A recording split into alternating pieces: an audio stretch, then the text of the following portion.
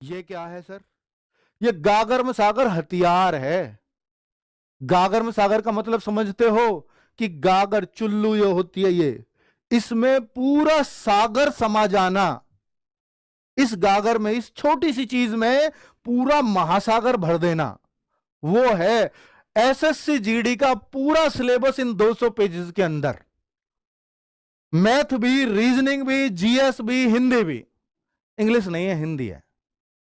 तो ये 4 सब्जेक्ट केवल इस 200 पेज की बुक में कैसे आ सकते हैं?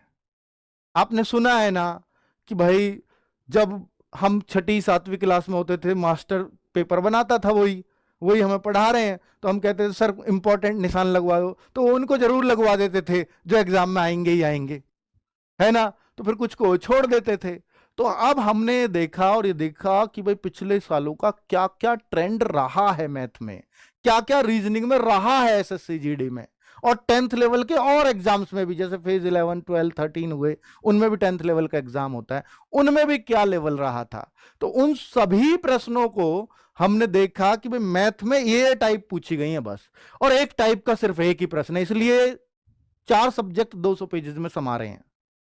तो एक टाइप का सिर्फ एक प्रश्न, तो मैथ का पूरा सिलेबस मात्र इसमें 50-60 पेज में होगा, और कुछ भी छूटा नहीं है।